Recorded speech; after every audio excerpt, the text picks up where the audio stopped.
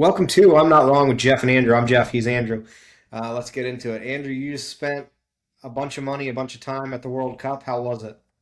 All these things are true, and honestly, it was great.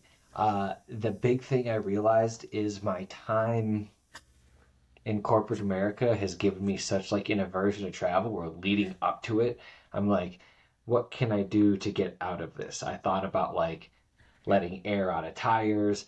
Dog got sick. I got sick. Like, oh yeah, in shambles. But then you realize you're ultimately just traveling not that far to hang out with three of your favorite people, my brothers. And yeah, it was a good time. Canada's great. Got my little hat. World Cup. I think it's on this side. Yeah, it is. Okay, so I gotta say, logo, really lame. It's just a 26 with the World Cup trophy inside of it. Like, of all the low effort things they could have done, that was one of them. Uh, but otherwise, no real complaints. I have some random notes, but I do think prefacing this, it's important to point out that, neither of us are really soccer people, which you could probably guess by the fact that I use the term soccer. To be fair, soccer is the original name. Irritates me that everybody acts like it's some weird, like, yes, America's the only country that still calls it that. You know who came up with the term soccer? The Brits, who invented the game. So fight me, the rest of the world. It's soccer is technically the name. The fact that all of you decided to switch it to football and then get mad at Americans for not switching it, that's on you. No, that literally is on us. We're the only ones who did it. I'm just telling you, it is the Brits called it soccer first.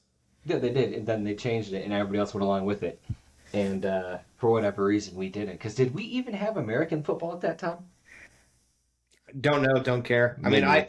I don't care remotely for the sport or about the sport. I actually hate the World Cup because I hate the charade that Americans put on every 4 years pretending we care about soccer. It's the same charade I hate about the Olympics, where every 4 years people pretend that they care about curling, as if anyone has ever watched curling outside of the Olympics.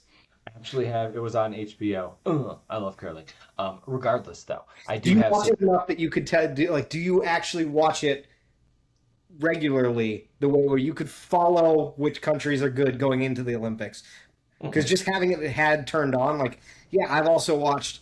I've seen a lot of the stuff that like is basically the fake sports from the Ocho that they do really show, or at one point did back when the World Series of Poker was on ESPN all summer long. Like Think people that watch still that stuff is. too, but like doesn't mean that I watch competitive poker in a way where I would consider myself a fan.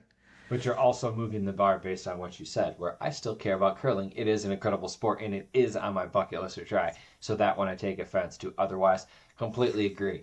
And in that context, I don't really put on like airs over it. So I was there mostly to just hang out with my brothers and get in the experience. So I do have some notes. First and foremost, my brothers, three of them, Liverpool fans. So we were rooting for Egypt. Assalamu alaikum to all my Egyptian brothers and sisters. We got the W. Very exciting. Mo Salah, he's the. I don't know if it's bias and I'm not knowledgeable enough in the sport to be able to refute my brother's claim that he's like one of the greatest. But I know he does have a lot of records and things. So he's very good.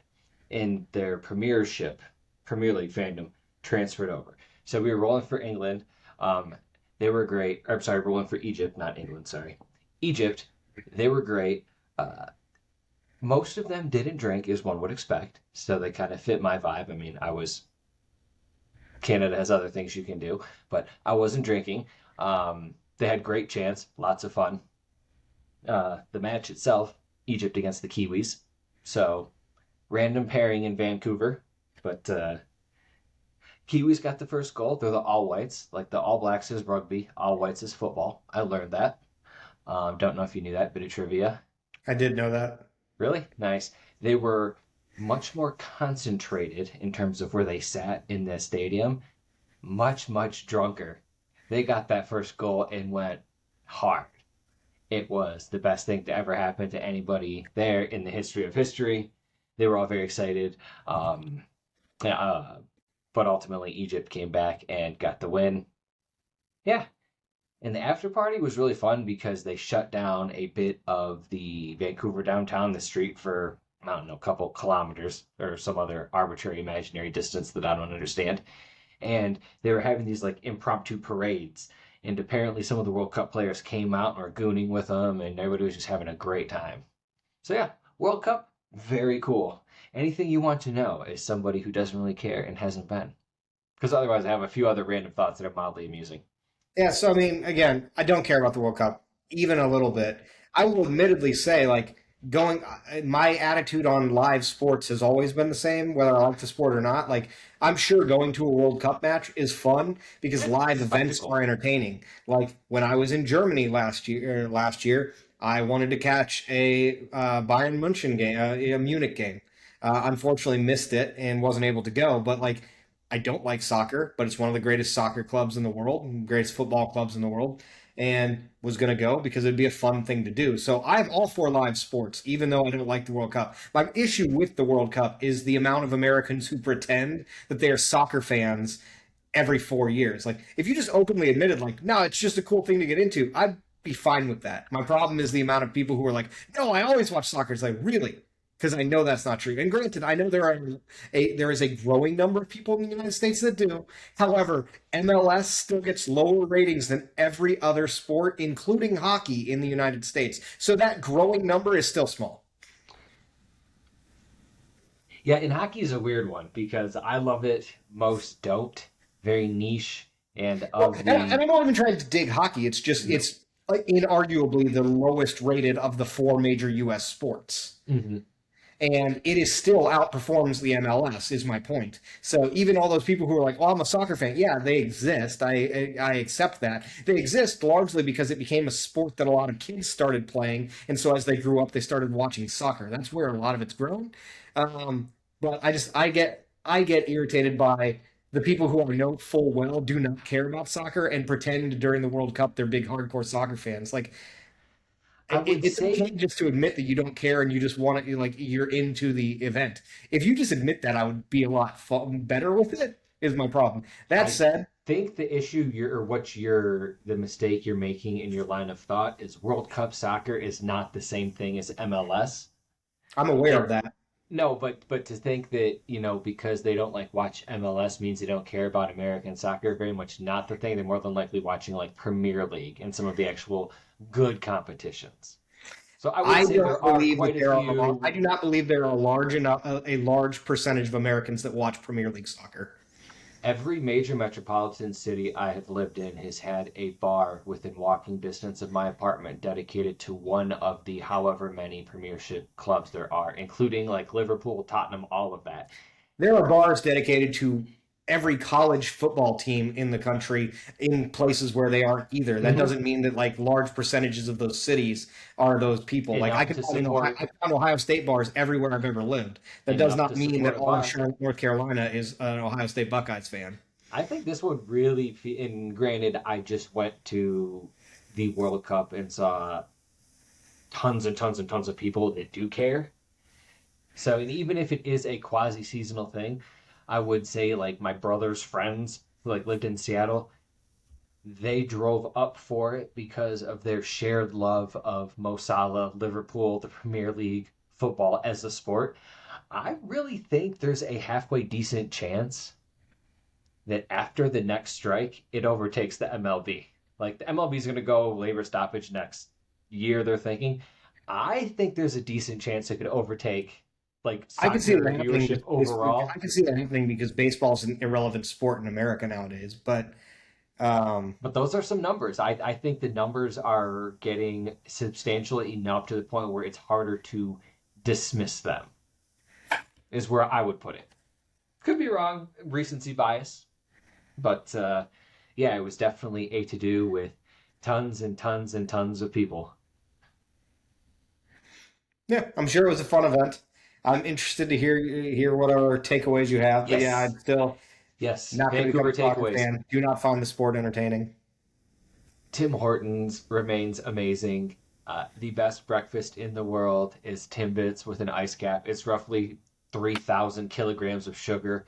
I don't care. It was incredible. It was I'm walking not a big fan of distance. Tim Hortons. Never was. Oh, it's so good. The ice caps at the Timbits, sign me up.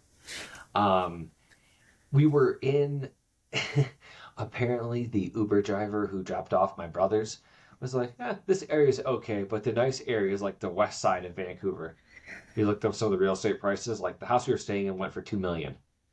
It was like an Airbnb. It was like everything was it's stupid expensive in terms of real estate, and it was Well, very yeah, to nice. be So fair, I could Vancouver is only one of the most expensive imagine. cities in the world. Oh yeah, it was crazy nice, and But it's not just that. The cost of real estate there has like shot up over the last 10 years. It's like it's a known thing. It's really expensive. A lot of people in Vancouver can't afford to live there anymore. yeah, and I was on the quote unquote poor side. So and I didn't go to the rich side, but I was very curious to see what that was like. We did see what could have been a bit of a cultural clash entering the World Cup. There was a very large Egyptian man who started yelling at the woman running the entrance gate and the ticket scanner, saying like, "You can't stop me! You can't stop me from going in!" And I'm like, brother, that is absolutely her job. She absolutely can't stop you from going in. She is event staff. And yeah, he went to move her out of the way, and there was a bit of a to do. Security came, and about a 6'8" maple fed Canadian cop. I don't know where he came from, but he was one of the largest men I saw that day. Just appeared out of nowhere, and all of a sudden everybody got very calm, and I got to watch this guy get escorted out. I'm like, yeah, that's not gonna fly here, man. And it made me wonder. I'm assuming he got in. Like, unless they had his ticket, there was no way they could stop him from just going to like a different gate and phone ahead and be like, keep this guy out, right? Like, it I made would me assume wonder. no. It made me wonder, like, once he got escorted, what happened? Like, I don't know, because I'm assuming he had to have gotten in because he also traveled a long way from the I assume it sounds was of a it. digital ticketing venue, right? Yeah, It's quite possible. A lot of those systems, they could just blacklist that. They could they blackball could, that ticket. but and I don't know if he like actually scanned the ticket yet or what the holdup was. So I mean, I know there would be ways. Like the digital ticket's a good call, but otherwise, I'm like, there's no way, short of like detaining him or babysitting him, that you could keep that guy out. It was Yeah, so many people. my guess would be they just kicked the problem down the road, and somebody is some other gate. He went and got in and continued doing whatever he was going to do. But it is possible because it's digital ticketing that he uh, that they deactivated his ticket and it came up flagged anytime he tried to go through any other gate. So maybe otherwise, yeah, guy was going to have a very rough time. Other random observations worked out in my benefit. Huge Asian population in Vancouver, so the sushi was on point, very reasonably priced. That was amazing. The airport Monday, and I flew out at like 3.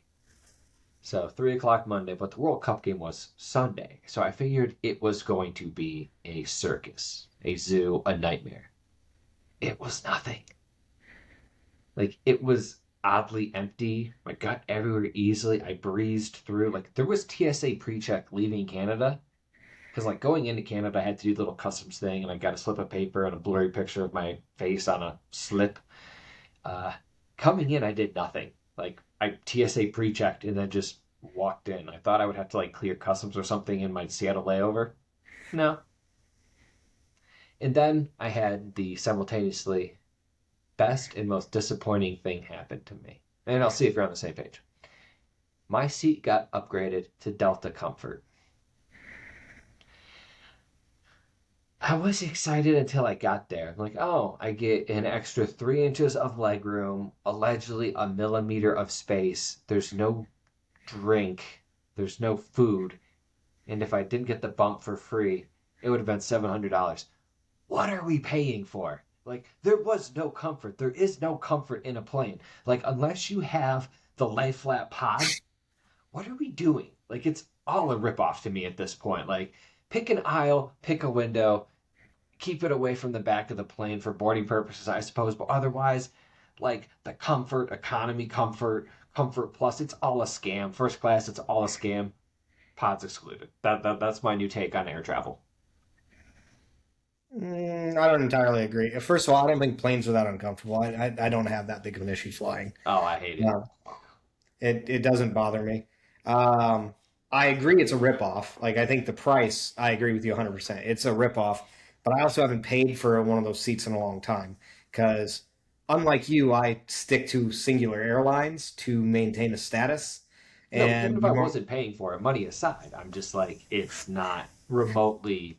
it's better for boarding because you will board earlier, which matters to me because I don't check a bag.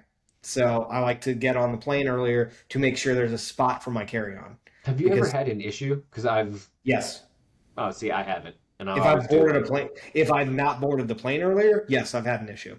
hmm. And I usually go like whatever the loyalty reward that isn't elevated status. So I'm like 6 on Delta and 6 on United and stuff. It So depends on the interesting. flight. I mean, it depends on the flight, but yeah, I've had it happen multiple times. Hmm, Either where there's genuinely no stuff and I have to have my bag checked, which irritates me because now I've got to go spend time getting my bag back, fair. or where I have to put my bag like many, many rows behind me, which is a pain because then when I want to get off the plane, I don't like to go counter traffic because I hate people who do that. So I Oh. wait until the plane is much more empty so I can go back and get my bag. Now, will you aisle jump back if somebody is getting their bag from overhead? They're If on. if it's open and I'm not caught and I'm walking through people to do it because somebody else is holding it up, yes, I'll jump back slowly, but I will not go trout against the stream back. And I actually hate people who do it, and I personally think those people should be kicked off the plane. On the Seattle to Denver flight. Funny you should say that. Somebody tried once we landed in Denver, and it's like 11:30 at this point. We got in late, 11:30 p.m. And they're like, "Yeah, my bag's like 10 rows back." And he just looks at me and was like, "Then you're gonna be waiting." And Yeah, the guy and just that's refused to move, and I'm like, "You go." Yeah, that's see that, and because that's my attitude is like, and I just wait. I will I'll get out of the way. If I almost always sit on the aisle. I don't like window seats, and I obviously don't like middle seats because who with a freaking brain would? And I always pick my seat in advance because Mhm. I not a dumbass. That's why I Uh, would never fly Southwest. I refuse to fly. Now Southwest now assigns seats, but I used to talk to people all the time that would travel for work. They're like, "Oh, I love Southwest because of what?" I was like, "Everything you're saying about Southwest is why I refuse to fly Southwest. Like, I want to know where I'm sitting on the plane before I take off. I don't want to have to play musical chairs to hope I get a decent seat. I want to know I've got an aisle seat." So I will let the people out that are inside of me, and then I will stand there and wait. And it irritates me because I want to get off the plane and go do whatever it is I need to do, whether it's getting home, getting around the car, whatever it is, I want to get it done. Um, but I will not go trout against the stream. I hate that. I can't stand it. The other thing that I think should be a federal crime is when you put two things in the overhead bin. I think those Oh people yes. deserve to be hung from the wing of the plane dead. I cannot stand it. It infuriates me. The only exception to that is if you're in a bulkhead seat, because then you are required to, not your fault. But if you are a dickhead who has a jacket and has a backpack and has your rolling bag, Which you is get always one thing. oversized. You get one thing in the overhead. I don't care if you don't have room at your feet. I don't care if you have to hold your jacket. I do not care. Yeah. You put your stuff under the seat in front of you. You get one thing in the overhead, one thing under your seat, period. And it infuriates me when I see people do that. And I regularly call people out about it Mhm. Oh, because it makes me mad. It also makes me mad when the flight attendants don't stop them when they watch it happen because that's like literally your only job. You do two things on the entire plane. You give me a drink and you're supposed to make sure that they don't put extra stuff in the overhead. And basically you don't do that. And half the time nowadays they find a way to not give a drink. If there's even remotely any turbulence, so we have to suspend drink service. Like that's the only thing you do. You literally do nothing. I think in the Vancouver Seattle, it was an hour 10 flight maybe, They love to cut it on those flights where it's and they were short. just They like, do everything they can "Yeah, to get out of it. it's too short. We're not doing a drink thing." Like, Yeah, and again, it's not even that I need the drink because I almost always, as a general rule, I will not board a flight without a bottle of water and typically some type of like snack that I grab. mhm. Largely because you've traveled a lot, I've traveled a lot. I've been stuck on runways for really long periods of time. So I make sure I have that stuff as a typical rule. So like if I don't get the drink, it's not because I care about the drink. It's more the fact that again, Air travel is crazy expensive now, to your point, and the flight attendants don't do anything else. So if you're not giving me a drink, what the heck are you doing on the plane? Yeah, gotta Because gotta people love the pretend they traveling have like aspect. safety. Because everyone's like, well, they have safety requirements. No, they don't. No, they make sure the doors are shut. Yeah, That's it. and I think there Like, is if technically. the plane goes down, do you really think a flight attendant's going to save your life? No, they're going to jump ship and let you die. Oh, dude, the evacuation procedure is do it yourself. It's like, oh, you're sitting in an aisle seat. Should we go down? Yeah, you're in charge of the door. Like, no part of my panicky ass, if a plane I was on touched down in the water, would be conscious, functional, capable of opening that door. I had when I was in IT land, I had a guy who was on the plane that landed in the Hudson River tell me the story. I had to mute him and walk away because I was too freaked out. And I was like, I have to travel next week. No, I'm not listening to this crap. So the idea that like, oh yeah, I'm going to help with the, evacuation and disassemble the plane, it's like, I'd be trampled. So it's funny you say that because I always like, if I'm in an exit, I actually don't go for exit rows normally because one of the reasons I actually don't like exit rows is I like to have my backpack under the seat in front of me because like I put things in it, like whether it's a book or an iPad or something to entertain myself on the plane because I do not talk to the people around me because and it actually bothers me when other people talk to me because your lack of preparation for the flight and readiness to entertain yourself is not my problem. I have over-the-ear headphones that I wear on a plane so that I am very clearly not looking at you to talk. I am on my flight doing my thing. I don't care if you sit there and stare at the wall and raw dog the flight for the next 6 hours. Do not talk to me.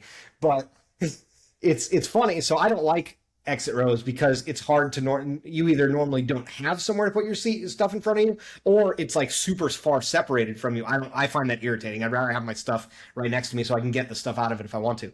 Anyway, when I do sit there, I do find it funny. They make you give the verbal yes, like yes, I'll help in the event. To your point, like is that legally binding? Because what are they going to do if the plane goes down? And they go, Andrew Germain said he would help, and he got off the plane before this old lady. Like, no, it's the stupidest process. Like, if the plane goes down, none of those people are helping. It's a known. Everybody knows this. If the plane goes down, no one's helping anybody except for maybe helping their own family or someone they're traveling with. You're not helping a stranger. No one's going to do it. Andrew Germain, Jeff Arnold, doesn't matter. John Doe, sitting in the exit row that gave their verbal yes, is getting right off the plane. And everybody knows it. So I don't even understand why that's a thing. Like, what is the purpose of that? But even the idea of like you're going to assist others, it's like that aisle is so narrow. I have to be not in the aisle, or else nobody else gets through. Because I understand it's an exit row, but it's another what, 2.5, 3. What are we talking here? There's no space. You have to get out. And not to mention, and this isn't my reasoning, but it's actually something I hadn't thought of until right now. But the other thing is, with the way things are now with the laws, where like you can get sued for breaking somebody's ribs if you're doing CPR and stuff, like I don't want the liability of helping someone off the plane and then they fall and hurt their ankle off of the little slide or something. Like I don't really want to be the one who touched them and gets sued. So I'm not going to do it for that reason either. You're looking at it wrong. You're the one who has to help everybody get off that plane. You go through great emotional trauma every time one of the passengers touches you helping them off. Sue Delta for billions. Frankly, if I'm ever on a plane that crashes, I'm suing Delta for a lot anyway, just based on the fact that I was on a plane that crashed. Because I assume if you survive a plane crash, they come to your door with a big fat settlement check, hoping you don't sue. And I still think that with the weak garbage that is my constitution, any type of plane crash like that, my body will just shut itself off. Like, even if everybody else survives, there will be one casualty, me, heart gave out. Like, yeah. Mm-mm, mm-mm, mm-mm. Like, no part of me would survive a plane crash. Like, there's just no way. Like, every time I see one of those survival shows where, like, Yellow Jackets or whatever, where plane crash the mountains, I'm like, dead. Yep, no shot. No shot. So did you ever read the book? This is a little bit obscure, but you might remember it. It was very popular in our like middle school years. I read it in middle school. It's called a book called Hatchet. Wait. No, A I kid's don't on think a little so. a kid's in a little plane crash in the Canadian wilderness and has to like survive in the wilderness, and he has a hatchet that his dad gave him, which is like the whole point of the Sounds thing. like But Lord of the Flies, but with a hatchet it's instead of a conch. it's just one. Except Lord of the Flies is multiple. This is just one kid Oh, by is it one himself. kid? Oh, ugh. Yeah, maybe Oof. it wasn't as popular. Maybe it was just really popular at my school because it was one of the books that like they made us read in sixth grade. But maybe it wasn't that popular of a book. I don't know. It's Yeah, actually a that's decent not book ringing a bell. for that age range. But you would have been like, no, I'm just going to die in the woods then. I wouldn't have survived like the moment that plane starts decelerating like that, and I would get the sinking feeling in my stomach, like I'm unconscious. And I think if it just went on long enough, things in my like nervous system would just start further shutting down because of sheer cowardice, and yeah, I You don't wouldn't like roller survive. coasters either, though, do you? No, no. Mm-mm. Yeah. See, I forgot that because like I wouldn't want to be on a plane crash. Don't get me wrong. Like there's a big difference between thing that's intentionally shooting me towards the ground and thing that's meant to not be doing that. But like I like roller coasters. I forget that you don't even like the simulation of that. I live on the seventh story, but I overlook the pool.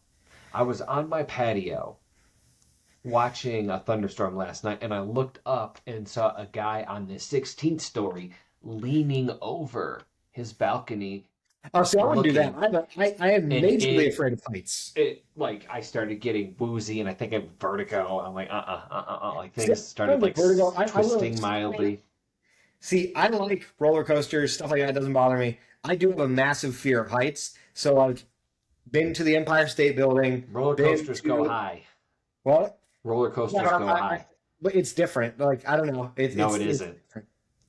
Have you been to like Cedar Point? I mean, Yeah, we lived in Michigan. Did you do that like Magnum XL 2000, whatever, the one where yeah. it takes I was you? in the very front row where you can't even like when you look down, you don't even see the track. Oh, You just no, see drop off. no. Like that to me is some of all fears. Like for It's me, and I think anything. it's Millennium Force is actually the name of the roller coaster.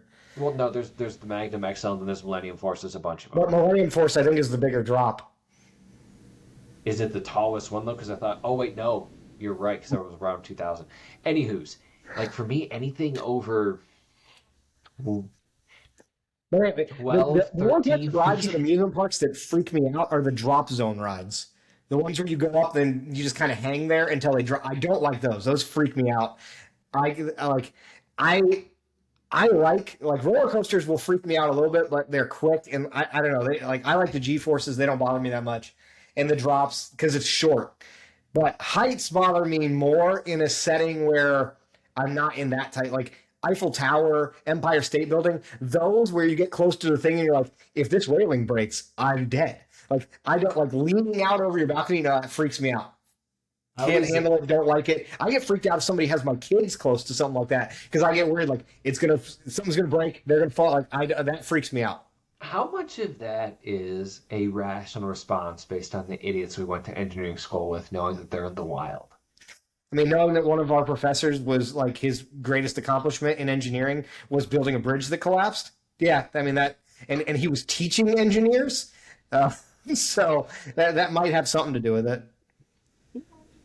No, it shapes your view of the world. But yeah, so I get it. I do have a fear of heights. I understand that part of it, but flying and stuff doesn't bother me. I don't know why. That stuff doesn't bother me, and turbulence and stuff like that doesn't bother me. I think it's because I feel like if a plane crashes, I'm going to die. Like the only thing I don't. If I'm in a plane crash, I don't want to survive. I will say that. If I'm in a plane crash, I just want to die because I have to assume that the people who survive plane crashes, like 99% of them, survive as a mutilated vegetable, and I would rather just be dead. I feel like that would be an interesting thing to look up because a lot of the plane crash. Well, I'm trying to think of a plane crash that wasn't in like a remote area because a lot of them are. If it crashes, See, but you're. I hear about those, but like, how much of those are real versus like stuff like Lost and stuff where they're fake? Like, because the only plane crashes I know of where I know actually happened and people walked away are more like emergency landings, like the Hudson, rather than a straight up crash. Like, are there real examples of people surviving a plane crash in the wilderness, or is it all just movies and books? Because I feel like those are mostly fake. And I'm also assuming like a Cessna crash is different than a commercial airliner. Yes, and also true. Either way, don't really want to be in either one. Honestly, I'd be more worried in a Cessna with good reason. Those things statistically crash a heck of a lot more, like little prop planes. Yeah, yeah. Those things too. Like I've been on those. I don't know if you've ever like flown on any of those things. Like those, you do feel like those turbulence I do have a bother story. because you feel like you're getting thrown around by the wind. Like you feel like you're basically flying on a popsicle stick. My uncle is a pilot, and I love him dearly. So I went up in his little four-seater Cessna type thing, and I'm scared, absolutely shitless, brave face. He puts a piece of paper on my leg. He's like, I can make this float. And he goes into a dive. I start blacking out, burst into tears, like, oh my God, it How was old were you for this? 15. Maybe that's why you're afraid of flying. It's better than it used to be. Ever since I had to go to Singapore, and I was like, well, I'm not turning that down. So I just went and got Xanax, and then I watched all of the Fast and Furious movies in chronological order over the course of like 19 hours. Like Dom Toretto got me to Asia. Yeah, see, like long flights like that don't bother me. My only problem with flights like that is I can't sleep on them, not because I'm nervous, just because like I can't get comfortable to sleep on them. I can't sleep sitting up, and even in the lay flat seats, I'll sleep for like a little bit, and then I end up watching stuff the whole time. So like long flights like that to me, especially when it's business related, I almost feel like they're a break. Like, all right, I'm just gonna chill. I'm gonna watch a lot of movies. It's to me, it's kind of fun. I actually don't mind it. It just feels like claustrophobic and it's uncomfortable, and I'm a fairly restless dude. Like I don't just sit and watch TV while like I'm playing video games. I'm more involved. What if you were like on one of those Emirates first class things where you get like a legitimate bed, you have Oh, a dude. shower? Yeah, if I'm in the like mobile apartment in the sky, yeah, those ever are nicer than my place. So yes, that would But be would acceptable. you still be worried because you're in the air, or would it be not even a big deal because of because of the comfort? Oh, dude, at that point I could really give a crap because I'm assuming I would just be like loaded up on free Dom or whatever else comes in there. Well, yeah, you get all the champagne. Like I've seen enough of those things. Like they also give you like free beluga caviar. You can just take as much as you want. Yeah, Like they got like it, pajamas. yeah, like. And granted, the tickets for those things are like $30,000 for a flight, but the stuff that goes with it is insane. Which it really makes you wonder at that point. Because I've seen some of those like pods cost and Hmm. it's like 30, 40, 50. Like, at what point is private the better go? Yeah, I At mean what that point do you just charter like a Gulfstream? Probably not a five, but like a four or a three. I've thought that too, but I guess the application of when you would do like Emirates versus chartering a flight is like long overseas flights because like you're not going to charter a little Gulf Stream to take you from like LA to Dubai. They don't? I thought that you I mean, had I'm sure they PJ do, for. but I would assume the cost of chartering a small jet for that is really high. Because chartering a jet just domestically is $15,000 to $30,000. So I would assume if you're chartering a flight from like LA to Dubai, it's cheaper to fly commercial and just do crazy Emirates flight. That would be my guess. Let's see. I mean, AI's never right. Okay. 220 to 340K. Yeah, and you could get an Emirates flight for way less. So that's probably why you wouldn't do it. Like that's the application I would think because I agree. Like if you're gonna fly, if it's within the domestic like U.S., I would at that price point I would just charter because it's probably similar. But if you're flying across the world, that's when it probably becomes more advantageous to take Emirates or something like that, where you've got a big commercial But airliner. the rub is do they even have those like super dope life flats and apartments and everything else on, like a New York to LA 4.5 hour flight? I don't think they They do. probably don't have them on those. Yeah. So in which case, yeah, you got a PJ. But Conan Yeah, O'Brien, he just said one of his tips was, fly commercial, save you a lot of money, aside from going broke. All right, so we beat the travel horse to death. Any last thoughts on the World Cup? Um, Whoa, my camera just got really blurry. Uh, Yes, I I can would tell. I would say that my final thought would be I really want to have them tell me how to say Egypt in the native language there because it's like Masr, but it's Masr, and I was better at saying it when I had some Canadian beer in Pretty me. sure the language is Egyptian, by the way. Well, I never know like with Arabic and like Farsi and all that other stuff, like what, I'm pretty where, sure in the who speaks. Is it? I have no idea. Egyptian, Legitimately, Egyptian, I have no idea. I am ignorant. I went to public school and I cannot fix my camera. but yeah, Egyptians are the official language actually is Arabic. I'm surprised by that, but the top three languages are Egyptian, Arabic, and and Egyptian Arabic. Masri. Hmm. Oh, and English is in the top three. Hey, well, yeah, everybody spoke English. English is pretty common everywhere. It is, which is convenient for me, admittedly.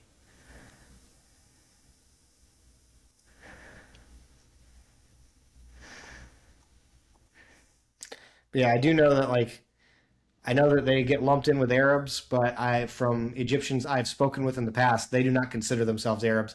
Similarly to how Brits do not consider themselves Europeans all the time. Oh, and I don't consider myself a person that's in focus anymore.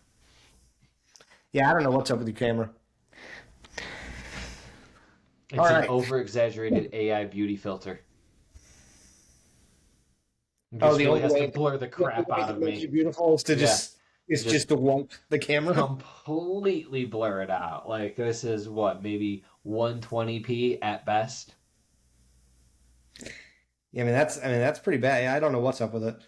It just won't zoom out. I guess I move too much. I don't know. Because if I go like my hand gets close, you see it fine.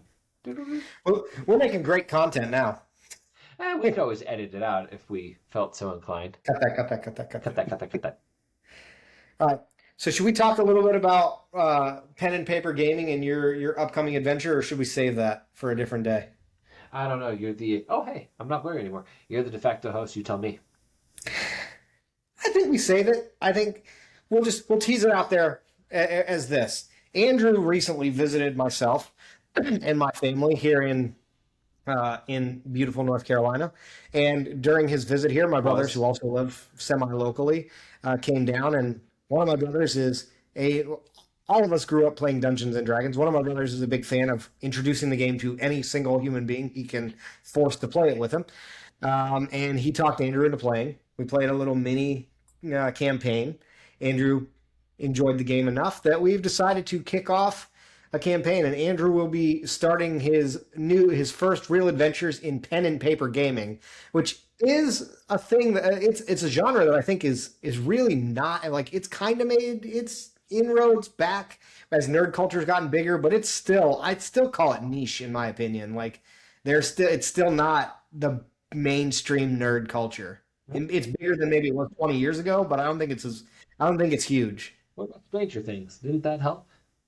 I think there are a lot of things that have helped, but I mean, still, I think if you talk to 90% of people who consider themselves nerds, they might play fantasy RPGs on video games. I think pen and paper gaming is still a minority. So it's interesting to see how you as you get into it. I think it'll be a good time. We'll have to talk as we build through our campaign. Andrew, what's your character? Name, class, race. What are we looking for here? Throw it all out there. All right. So namesake is Irwin. So after Steve Irwin, because I want to play with a dwarf that likes animals. So that's where we're going. I'm still building I did not know personality. your character's name was Irwin. That I was unaware of. Yeah, I think I used it when we You rolled. used Balder when we played before. Oh yeah, that's right. Yeah, he was. Oh yeah, that was the Space Wolf, Wolf Priest. Boom. Yeah, but so we're rolling that, rolling dwarf. Should be a good time. I had to get a dice tower because apparently I only roll low things if I just leave it up to my 5 digits in phalange, so that was no good. But yeah, I have no actual pen and paper for it. I don't have a printer, so I just have digital character sheets that I've been annotating in a PDF editor. And That well, works. nope, that's a lie. That's a lie. I do have from the past life. They're not paying me, so I'm going to cover it out. But I have a little notebook and a pen. So, oh yeah, and apparently I talked to your brother, and I'm going to be the inventory keeper. So the Better to bag, you than me. I refuse to do that when I play, so yeah, I'll I've make Matt take. I will let Matt keep the notes on the quest, and I will let you keep the inventory, and I'll worry about my spell book. and Because you will contribute nothing. Wow, what a guy! I'll contribute my character that will be You mean the same thing the that everybody else warrior of death. contributes? Yeah, but mine will be the best. Because you've been running him since you were 14. Yeah, pretty much. I know what I like, and I stick with what I like. I am playing my human wizard. I prefer the term mage though, because mage is better. My human mage, Ferrix, Okay, Varyx, have been playing that character since I was, yeah, probably 13, 14 years old. okay, pause. We're not getting into it too hard, but I have to know. Just logically speaking, you've played this guy forever and a day. Yeah. There are, as a casual picking this up, a billion different books in the 3.5 world that we're living in. How could you possibly know that that is your singularly favorite character? How many of you even tried that weren't human and or wizard? I've tried others. I mean, even when we played our little sample fake thing, I was an elven bard. Okay, that's fair. But that was also just 2 hours, and then it Yeah, died. I mean, I've done other things, but the answer to how can I know is I know what I like. I Fair, like a few things. I fair, like being a fair, fair. mage because I like casting spells. The best class for doing that, no matter what, there's a million variations, but the best class for doing that at the end of the day is still a wizard. So, okay, I know I like that. That's what I want to do. The reason I choose human, I've gone back and forth with other races, but the reason I choose human is they are the most versatile when it comes to their ability to learn things. And so it just fits with what I do, and it fits with the backstory I've created for my character. That Like, is not the case in my experience dealing with humans, but sure, I'm rolling with it. but fair. But the other reason I like them, I like playing a wizard, is like they are they are the most grind heavy class.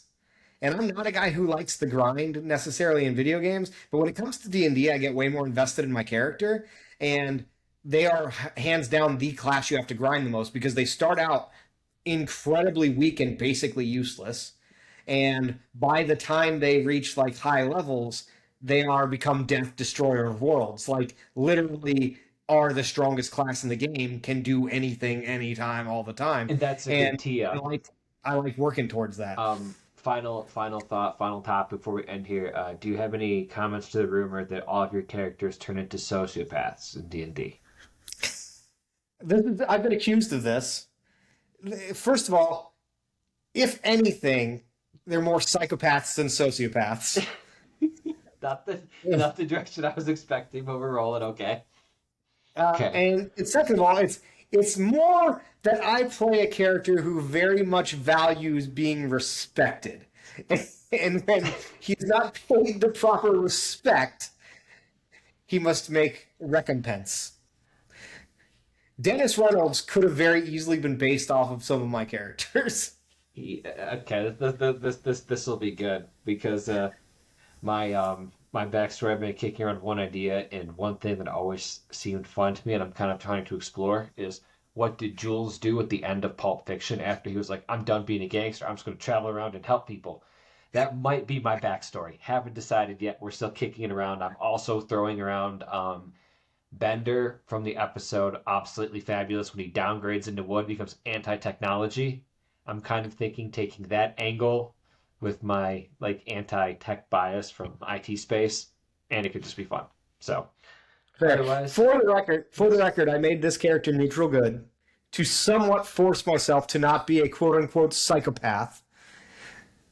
But I think that you guys are just trying to pin me into a corner. You don't like me having freedom to be me.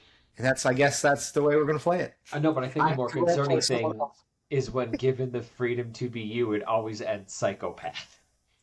See, but I'm not like a mass murdering psychopath. I'm just like I I do what's best for me. So does that make you that be a narcissist then? I mean, in a way, but he's not. I'm not a narcissist because he's not like. I can see faults in myself. It's more that like I don't care.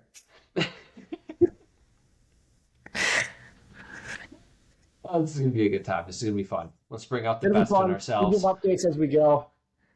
As we get deeper into this campaign and we grow in our characters, we'll have things to share, I'm sure. So stay tuned, stay with us. We'll be back soon.